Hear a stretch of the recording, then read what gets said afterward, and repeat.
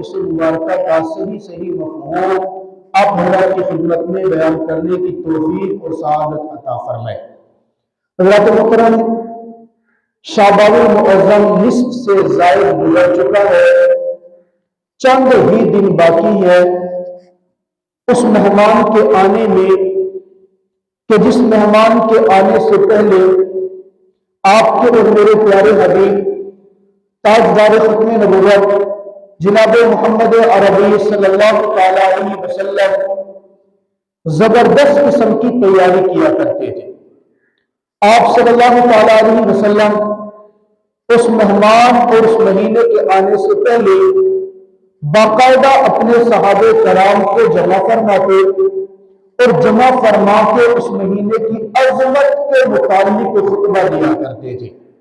وہ خطبہ احادیث کی کتابوں کے اندر تفصیل کے ساتھ موجود ہے، اور اس خطبے کا مقصد میرے آقا کا یہ ہوتا تھا کہ صحابہ کرام کو اس آنے والے مہمان، اس ماہ محترم، اس ماہ مبارک کی عظمت بتانا اور اس کے اندر کیے جانے والے اعمال کی فضیلت بتانا تھا، کیونکہ میرے نبی کے صحابہ اعمال کے فضائل ان کو بڑا غور سے سنتے تھے، سمجھتے تھے اور پھر اس کے اوپر بھرپور طریقے سے عمل کرتے تھے۔ عمل کے اندر میرے نبی کے صحابہ ایسے حریص تھے جیسے آج میں اور آپ مال کے حریص ہیں۔ ہمیں اگر پتہ چل جائے نا کہ فلاں جگہ سے ہمیں کوئی فائدہ ہونا ہے، کوئی پیسے ملنے ہیں، کوئی پرافٹ زیادہ ہونا ہے، تو ہم ایک مادہ پرست لوگ ہیں اس کی طرف بڑا بھاگتے ہیں۔ میرے نبی کے صحابہ اس طرف نہیں بھاگتے تھے، نبی کے صحابہ عمل کے اجر کی طرف زیادہ جاتے۔ پتہ چلتا کہ کون سے کام کا اجر زیادہ ہے، کون سے کام کو کرنے میں اللہ زیادہ راضی ہوگا، کون سے کام کرنے کی وجہ سے پاک پیغمبر جناب محمد عربی صلی اللہ علیہ وسلم زیادہ خوش ہوں گے، وہ اعمال میرے نبی کے صحابہ بڑے کیا کرتے تھے۔ مقصد اللہ اور اللہ کے رسول کی رضا ہوتی تھی۔ اور یہ جو آنے والا مہینہ ہے، آپ یقین جانیں یہ وہ مہینہ ہے کہ اس مہینے کی ہر رات کے اندر میرا اللہ آسمان دنیا پر آ کر خود آواز لگاتا ہے، اور آواز لگاتے ہوئے کہتے ہے کوئی مجھ سے مغفرت طلب کرنے والے، وہ آئے میرے سامنے آ کے اپنے گناہوں کی ندامت ظاہر کرے، بس وہ اپنے ہاتھ اٹھائے معافی کے لیے، مجھے میرے جلال کی قسم ابھی اس کے ہاتھ نیچے نہیں ہونے پائیں گے، میں رب اس کے لیے مغفرت کا اعلان پہلے کر دوں گا۔ اللہ فرماتے ہے کوئی مجھ سے رزق طلب کرنے والا، آئے اور مجھ سے رزق مانگے، مانگنا تمہارا کام ہے اور تمہاری جھولیوں کو رزق سے بھر دینا مجھے رب الجلال کا کام ہے۔ کوئی وہ اولاد ایسا جس کو اولاد کی طلب ہو، اولاد مانگنا چاہتا ہو، آئے نا ذرا مجھ سے آ کر ہاتھ اٹھا کر مانگنا تمہارا کام ہے، تمہارے دامن کو اولاد کی نعمتوں سے بھر دینا مجھے رب الجلال کا کام ہے۔ یہ مہینہ فرمایا اس مہینے کے اندر آپ اگر نوافل پڑھو گے میرا اللہ ان کا ثواب فرضوں کے برابر عطا فرمائے گا۔ آپ اگر فرض ادا کرو گے ایک فرض کا ثواب 70 فرضوں کے برابر ہوگا۔ آپ اگر صدقہ کرو گے 1 روپیہ صدقے کا ثواب 70 گنا میرا رب بڑھا دے گا۔ یہ مہینہ آتا ہے اور آنے کے فوراً بعد چلا جاتا ہے، پتہ ہی نہیں چلتا کہ آیا کب اور گیا کب۔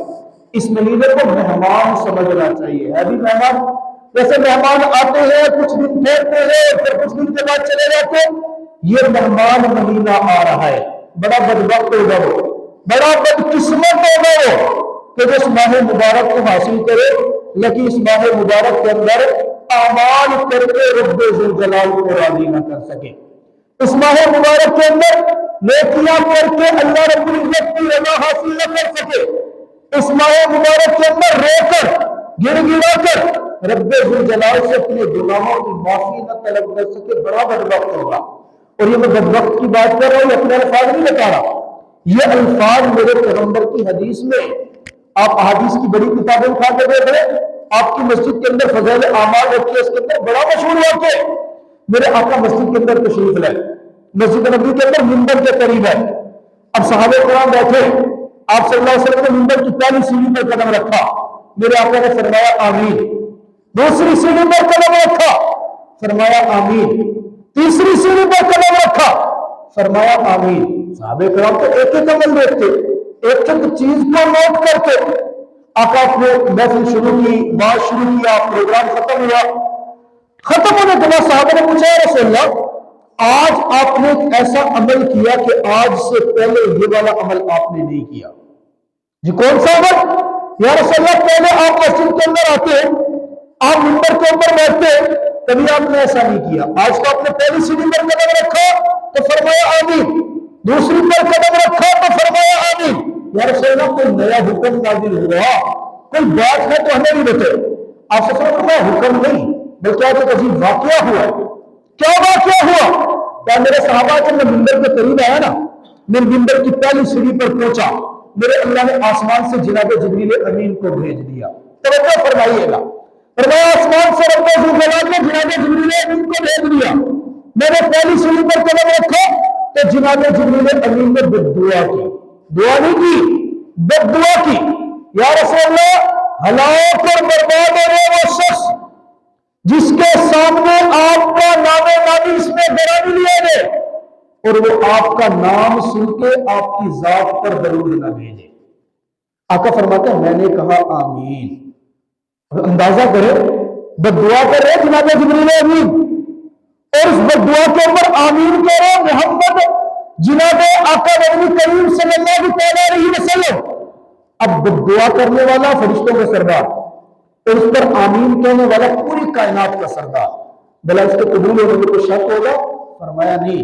اس لیے علماء فرماتے جب بھی جس محفل میں میرے پیغمبر کا نام نامی اس میں گرامی آئے اس کو سن کے فوراً صلی اللہ علیہ وسلم پڑھنا واجب ہو جاتے ہیں. پہلی مرتبہ پڑھنا واجب ہے, دوسری مرتبہ پڑھنا سنت ہے, تیسری مرتبہ پڑھنا مستحب ہے, ایک مرتبہ محفل میں جواب دینا ضروری ہے. فرمایا دوسری مرتبہ اور یہ درود پاک کی برکت آپ یقین کریں جس نے اپنی زندگی کا معمول بنایا نا, اپنی زندگی کا معمول بنا لیا. اے خواجہ خان محمد رحمۃ اللہ علیہ ان کی محفل میں ایک شخص آیا, کہنے لگا حضرت میرے اوپر قرضہ بہت ہے, کوئی وظیفہ بتا دیں. کہا درود پاک پڑھا کرو.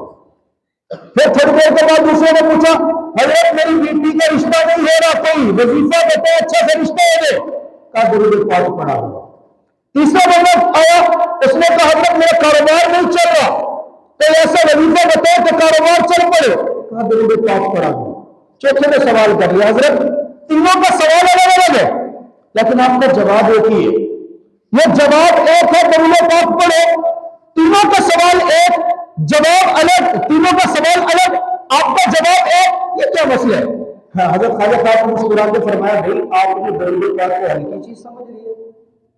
آپ کو پتہ نہیں ہے کہ میرے اور آپ کے آقا مقصود کائنات ہے. آپ نے اگر ان کے اوپر درود پڑھ لیا تو میرا اللہ آپ کی زندگی کے سارے مسائل کو حل فرما دے گا. ہاں جناب جبریل امین آقا فرماتے ہیں میں نے دوسری سیڑھی پر قدم رکھا, جناب جبریل امین نے بددعا کی یا رسول اللہ ہلاک اور برباد ہو گئے وہ شخص جس نے اپنی زندگی کے اندر اپنے والدین میں سے دونوں کو یا کسی ایک کو زندہ پایا لیکن اس کی خدمت کر کے رب تعالیٰ سے جنت نہ حاصل کر سکا. آقا فرماتا ہے میں نے کہا آمین. آپ اندازہ کریں یہ بھی قرب قیامت کی نشانیوں میں سے ہے نا, قرب قیامت کی نشانیوں میں سے لوگ اپنے دوستوں کو قریب کریں گے اور اپنے والدین کو دور کریں گے. دوست کی بات کی اہمیت ہوگی, ماں باپ کی بات کی اہمیت نہیں ہوگی. باپ ایک طرف ہوگا دوسری طرف دوست ہوگا, کیا کریں گے دوست کو قریب اور باپ کو دور. سہیلی ایک طرف ہوگی اور دوسری طرف ماں ہوگی, ماں کو دور کیا جائے گا اور سہیلی کو قریب کیا جائے گا. کیونکہ ماں باپ کی خدمت کتنی بڑی محنت ہے.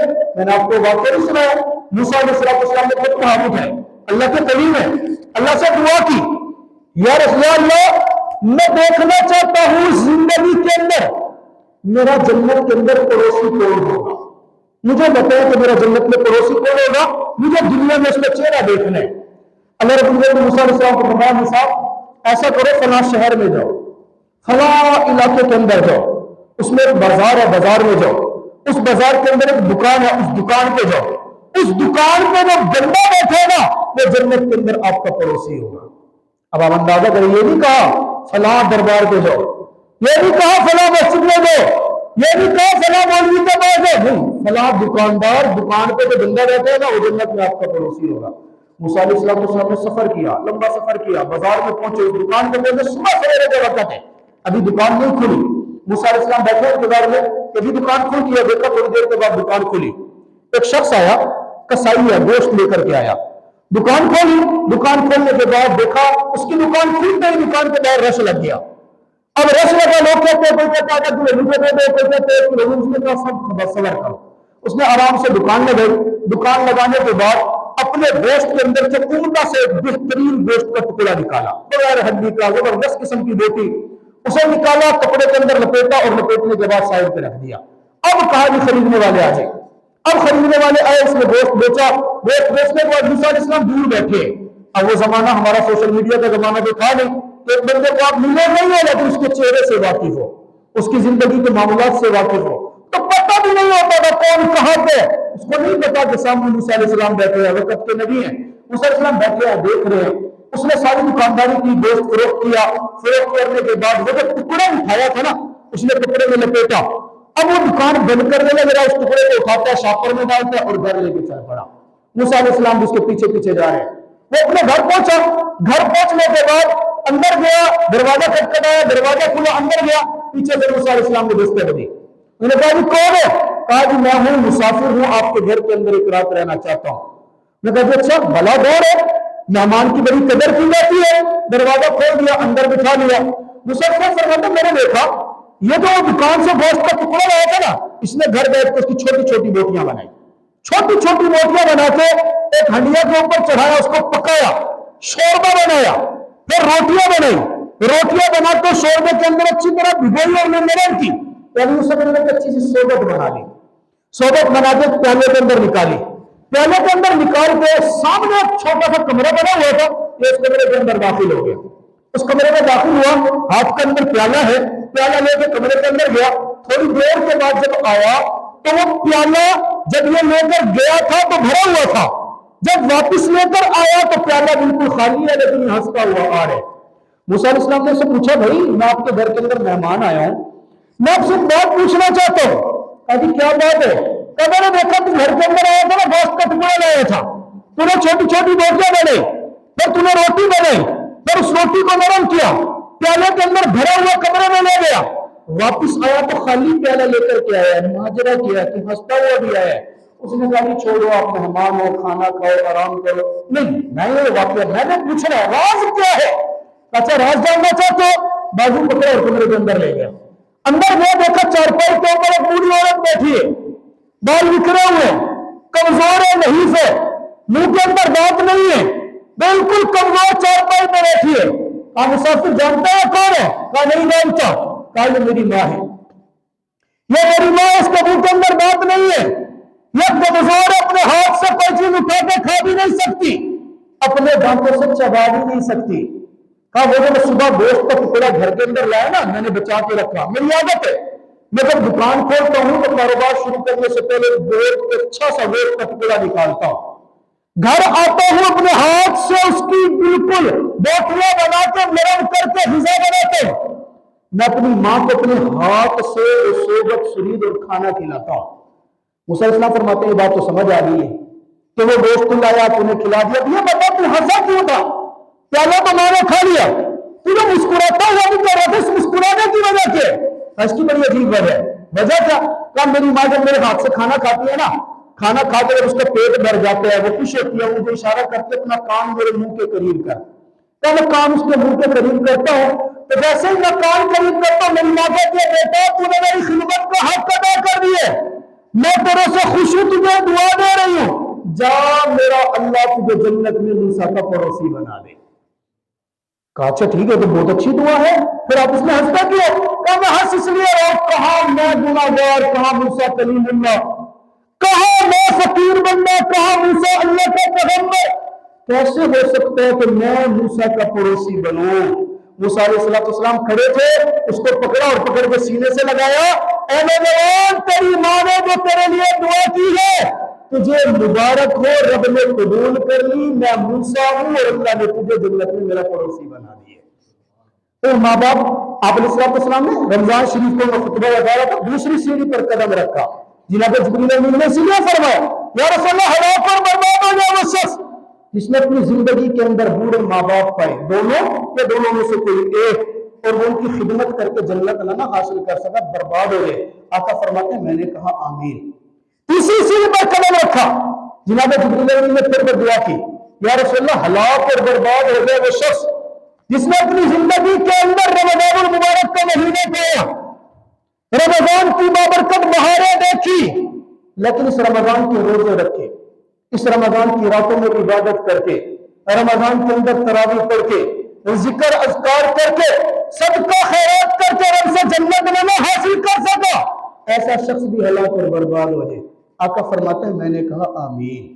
اب آپ اندازہ کریں تینوں چیزیں، پہلی چیز جس کے سامنے میرے پیغمبر کا نام آئے وہ درود نہ پڑے، بدبخت فرمایا۔ جس نے ماں باپ کو زندہ پایا خدمت کر کے جنت میں لے سکا، جس کو بھی بدبخت کہا۔ تیسرا وہ بندہ جس نے زندگی میں رمضان پایا اور پھر عبادت کر کے رب کو حاضر نہ کر سکا۔ میرے دوستو رمضان بالکل قریب ہے، ہم میں سے اکثر لوگ کیا کرتے ہیں، رمضان آئے گا انشاءاللہ روزے بھی رکھوں گا، انشاءاللہ نماز بھی پڑھوں گا، انشاءاللہ صدقہ بھی کروں گا۔ اب پہلا دن ہوتا ہے بڑے جوش کے اندر سحری کے وقت آ جاتی ہے، دوسرا دن ہوتا ہے سحری کے وقت آتے، تیسرا دن ہوتا ہے جوش کم ہو جاتا ہے، چوتھا دن ہوتا ہے چونکہ عادت نہیں بنی ہوئی پورے سال کی، وہ جوش ختم۔ پہلے 5 دن اتنا رش ہوگا، مسجدوں والے بیچارے صفے لا کے رکھیں گے، یہ کریں گے وہ کریں گے، اور 5 دن کے بعد ہر چیز ختم، پھر 25 تک ختم، وقت 29 کو آ سے 29 کو پھر آواز آئے گی، پھر رش۔ یہ صرف وجہ کیا ہوئی کہ ہم نے اپنے آپ کو تیار نہیں کیا۔ ابھی رمضان میں 10 دن ہے، ویسے تو زندگی کا معمول ہے کوئی نماز چھوٹے نا، رمضان کی مستقل تیاری کرے، آج ہی سے اپنے ذمہ ترتیب بنائے اور روزانہ نماز پڑھے، روزانہ قرآن پاک کی تلاوت کی عادت کرے، قرآن پاک کی تلاوت کے ساتھ تسبیح لے اور تسبیح لے کے روزانہ استغفر اللہ استغفر اللہ استغفر اللہ پڑھنا شروع کرے۔ فرمایا جو اللہ کثرت کے ساتھ استغفار کرتے ہیں نا، میرا اللہ اس کی بھی زندگی کے سارے مسائل حل کر دیتا ہے۔ بلکہ یہاں تک علماء فرماتے ہیں جس میں اور کوئی وظیفہ نہ کرے، کثرت کے ساتھ جو استغفر اللہ پڑھ لیتا ہے، ایک عام سی تسبیح، یہ بندی میرے مرشدہ کسی کا اختلاف نہیں ہے، آپ استغفر اللہ پڑھے، سب کہتے ہیں ٹھیک ہے، آپ کریں، فرمایا میرا اللہ اس کو مستجاب الدعوات بنا دے گا۔ مستجاب الدعوات کے زبان سے دعا ادھر نکلنے کی دیر ہے، میرا اللہ قبول ضرور فرمائے گا۔ امام احمد بن حنبل کا دور ہے، بہت بڑے امام گزرے، ایک مرتبہ کسی علاقے کے اندر بستی کے اندر ہوئے، نئی بستی میں تھے، کام کے لیے گئے ہیں، وہاں پہ پہنچے، رات ہو گئی، نماز کا وقت ہو گیا، رات رہنا تھا، جاننے والا کوئی نہیں تھا کہ کس کے گھر رہو، سوچا محلے کی مسجد ہے، بستی کی مسجد ہے، جا کے اندر رہ لیتا ہوں۔ مسجد والوں نے رول بنایا ہوا تھا کسی اجنبی آدمی کو رات مسجد میں گزارنے نہیں دینا۔ امام صاحب تو آئے، کونے کے اندر آ کے سو گئے۔ مسجد کا خادم آیا، رات کے وقت دیکھا کہ کوئی نہیں ہے، اجنبی ہے، جانتے نہیں ہے، اٹھایا کہ چلو مسجد سے رہے، کہا بھائی مسافر ہوں، رات رہنے دو، انہوں نے کہا نہیں جانے دیتا، نہیں رہنے دیتا۔ آپس میں بات چیت ہوئی، اس نے گاڑی پکڑا اور کھینچ کے مسجد کے دروازے پہ لے آیا۔ اب جب مسجد کے دروازے پہ آیا تو امام صاحب فرما رہے ہیں یار میں کہاں جاؤں گا، میں نے رات رہنا، میں تعارف نہیں کرایا، بس میرے مجنبی ہوں یار، مجھے رات یہاں رہنے دے دو۔ وہ کہتے رہنے نہیں دیتے، اب آپس میں دونوں کی بات ہو رہی ہے، بات چیت ہو رہی ہے، اور اس بستی کا نان بھائی تندوری روٹیاں لگانے والا، اس کا کاروبار تھا، وہ تندوری آدمی جا رہا تھا، جاتے جاتے اس نے دیکھا کہ نبی کھڑے تھے، پوچھا کیا ہوا؟ کہا دیکھو نا یار میں آپ کی بستی میں مہمان ہوں، رات رہنا چاہتا ہوں، مجھے اندر رہنے نہیں دیتا۔ کہ صرف رات رہنا اور تو کوئی مسئلہ نہیں ہے؟ کہاں بھی؟ کہا چھوڑ مسجد کو، چل میرے ساتھ میرے گھر رہ لینا، مہمان ہو آپ ہمارے، ہم آپ کو احترام کریں گے، کھانے بھی کھلائیں گے، چہرہ نورانی ہے، سنت کے مطابق ہے، گھر تھوڑا تھے، رات کو لے گئے۔ امام صاحب نے کہا چلو اچھی بات ہے، ساتھ چلے۔ اب یہ نان بھائی ساتھ جا رہا ہے، چاہتے جاتے کیا کرتے استغفر اللہ استغفر اللہ استغفر، استغفار کرتا جا رہا ہے۔ امام صاحب فرماتے ہیں میں نے اپنی زندگی میں کسی کو اتنا زیادہ کثرت سے استغفار کرتا ہوا نہیں دیکھا۔ رات ہوئی ہے، وہ سو گیا، سونے سے پہلے تسبیح پڑھ رہے، صبح تہجد کے وقت اٹھا، اٹھ کر پھر استغفار کر رہے، جب آٹا گوندھ رہے تندور کے لیے تو استغفار کر رہے۔ بالآخر میں نے پوچھ لیا کہ نوجوان میں تیرے گھر کے اندر مہمان سوال پوچھنا چاہتا ہوں، میں نے آقا کی حدیث مبارکہ پڑھی ہے، جب بندہ کثرت سے استغفار کرتا ہے نا میرا اللہ اس کی ہر دعا قبول کرتا ہے، کیا تیری بھی کوئی دعا قبول ہوئی؟ تو کہتا ہاں، جب سے میں نے استغفار پڑھنا شروع کیا میرا اللہ میری ہر دعا قبول کرتا ہے۔ کہ کوئی ایسی بھی ہے جو آج تک قبول نہیں ہے؟ کہا ایک دعا ایسی ہے جو ابھی تک قبول نہیں ہوئی۔ کہا وہ دعا کیا ہے؟ کہ میں نے سنا کہ ایک بندہ ہے، بہت بڑا عالم کا نام امام احمد بن حنبل ہے. میں اللہ سے دعا کرتا ہوں اللہ میں زندگی میں مرنے سے پہلے اس کی زیارت کرنا چاہتا ہوں, اللہ مجھے مرنے سے پہلے اس کی زیارت کرا دینا. کہا میری دعا قبول نہیں, کہا نہیں ابھی تک تو نہیں ہے. امام صاحب نے پکڑا اور پکڑ کے سینے سے لگایا, کہا دیکھ استغفار کی برکت, اللہ نے صرف تیری دعا قبول نہیں کی, امام احمد بن حنبل کی ٹانگ کو کھینچ کے تیرے گھر کے اندر پہنچا دیا, استغفار کی برکت ہے. میں امام احمد بن حنبل ہوں. میرے دوستوں, رمضان سے پہلے ان اعمال کی ترتیب لازمی بنے. نماز پڑھے, صبح نماز فجر کے بعد 5 منٹ کے لیے 10 منٹ کے لیے قرآن کھول لے, ابھی سے قرآن کھول کے پڑھنا شروع کرے. ایک تسبیح اٹھا کے صلی اللہ علیہ وسلم کی کر لے, ایک تسبیح 100 باروں کی استغفار کی کر لے. یہ روزانہ کا معمول 10 دن ہے 12 دن ہے, یہ ترتیب اگر آپ کی بن گئی تو رمضان میں پورے 30 دن آپ کو اللہ کی رحمت لوٹنے کا موقع ملے گا. اور ابھی اگر عادت نہ بنے, یہ کم رمضان سے عادت بنائے گے تو عادت اکھڑے گی بنے گی, اکھڑے گی بنے گی, اور رمضان کا ایک ایک قیمتی لمحہ ضائع ہوتا چلا جائے گا. اللہ تعالیٰ مجھے اور آپ کو سمجھنے کی توفیق عطا فرمائے. سنت ادا کر.